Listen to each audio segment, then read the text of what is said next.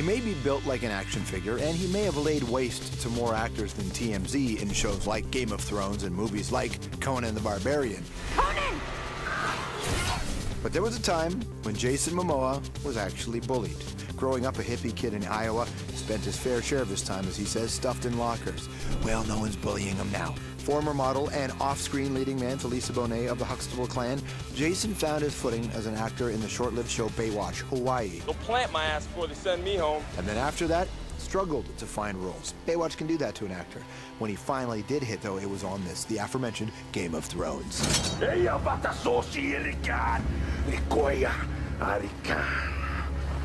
Jason was a fan favorite, and he brought the same ferocity to his next role as the title character in the bloody reboot of Conan the Barbarian. I have a claim to you. And what claim is that? Death. Now Jason's squaring off against his childhood hero, Sylvester Stallone. It's a new action movie called Bullet to the Head. You're gonna fight or you plan on boring me to death?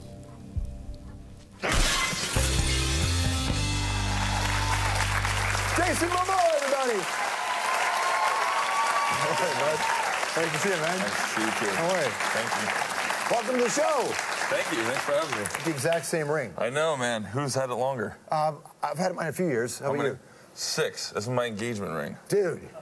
Me and my wife. To the Like day that. we die. There you go.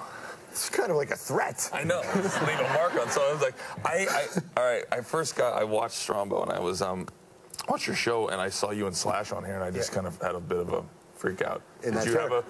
And I saw your ring, and I'm like, we got the same ring. That's amazing. You know, it's funny. I saw Keith Richards with the ring, and I went, I need to get that ring. Exactly.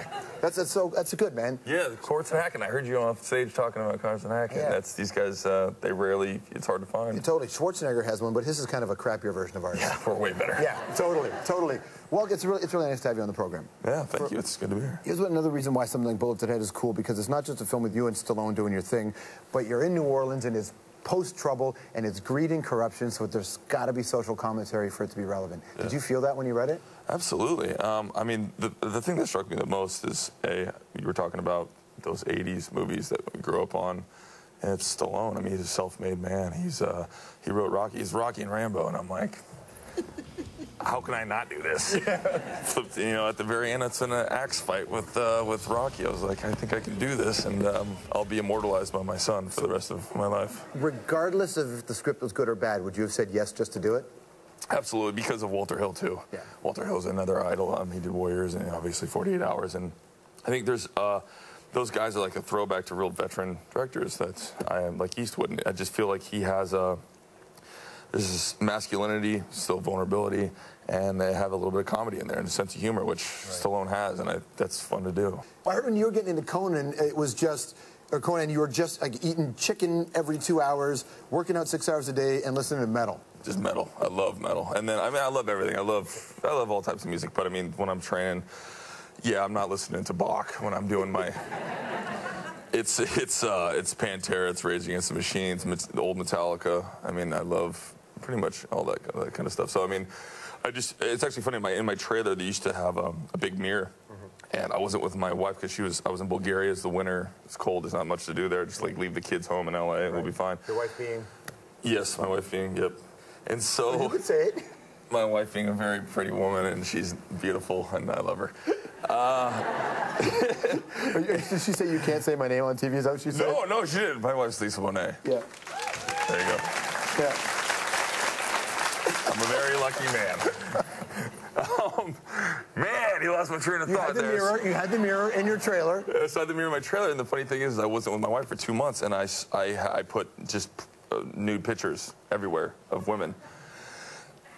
And I had this like 60-year-old Bulgarian woman, and she would just like, she'd work on me. I'm like, I'm sorry, it helps me get angry, and she's like trying to translate it, but literally with all that around you, and you know you can't do anything about it. And then I'm listening to death metal at like 6 in the morning. I'm all like, I'm like, action! So then it's just like, that's what gets my blood going. There's no release. It's coming at those, you know what I mean? Chopping heads off. What are you going to be like when you're a 70-year-old actor doing that? I don't know. Heart attack. That'll be a little bit too far. Yeah. That was my character moment. Did you read Game of Thrones? How familiar were you with it before? I did, yeah, absolutely. Your guy does some bad things, man. to bad people. Yeah. I think we all agree they deserved it. I actually have a funny story. My wife was with me the whole time I was filming, and my children. My child was there when I ripped the guy's throat out. Like, literally, the family goes where I go. Sorry. I'm not sure if that's the best move, but my wife knows everyone, loves everyone, never read the book, never saw the series. Premiere comes, she's like, let's go. I'm like, I don't know. The first 2 episodes are shown, I'm like, I don't know if we should go. I just feel like I don't say much. And I'm like, I don't feel comfortable around those people. And she's like, no, let's go. I'm like, let's not go. And so we got through it. She's like, listen, I'm going to watch it. I hear, you know what I mean? She's going to see it. So the whole season comes out. I'm always going over to my buddies where we play poker and stuff like that, and I like watch it over there at the guy's place. And then she never saw it. So she watched the whole thing, and I went to bed. I wake up in the morning, and I'm just like, oh, and she's just staring over me, like, adoringly, like, I'm like, what's up? Morning, and she's like, I love you. I'm like, I love you too. And she's just like, I've been up all night watching Game of Thrones, and I got laid. It was amazing. That's amazing.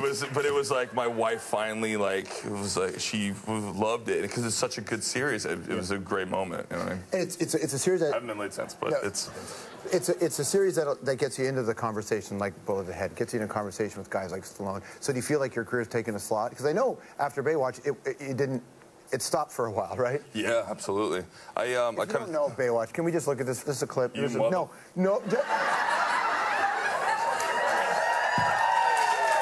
Look, man, what's wrong with that?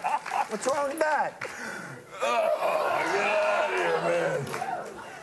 It's like the old school Hollywood stories where girls would stand at the corner of Hollywood and Vine and wait to get discovered. He was folding T-shirts and somebody discovered you. We don't have to keep the picture up. You can take it down now. We all got that. Okay, we can take it down. I was absolutely. I was getting to know my father. I was going to school in Colorado, and I was getting to know my father better. And I wasn't raised by him, and I went over to go surf with my family. And sure enough, Baywatch Hawaii came down. I went to go meet a bunch of hot chicks. I was 19. What do you do? What you did. Exactly. And then they got the lead role, and then it changed my life. And here I am on Stroumboulopoulos. As half Hawaiian, do you think, damn, I could have been president? There is no way I would want to ever. That'd be prison for me. That'd be bad. Yeah. Big part of being an adult, especially men, we just kind of caught up with the way we present ourselves and the way we're perceived.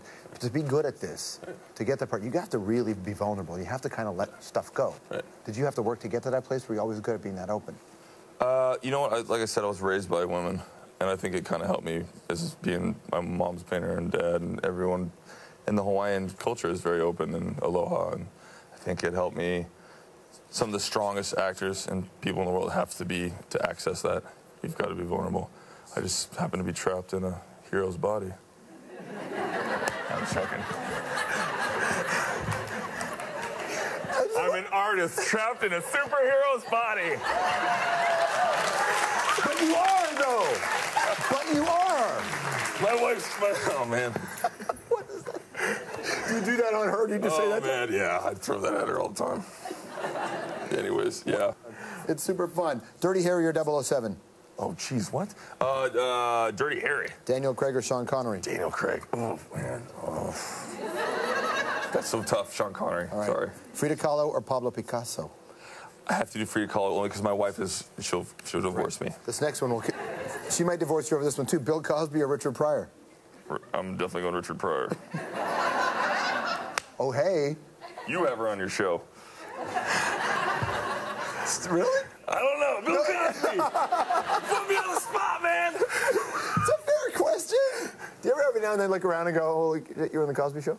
Yeah. Yeah? I'm like, Huxtable sweater. Do you have a Huxtable sweater? Yeah. Oh, that's what I want to hear. Yeah, man. So great to see you, man. Thanks for coming in. Cheers, man. Thank you very much. Jason Momoa, everybody. Bullet to the Head is the film. We'll be right back.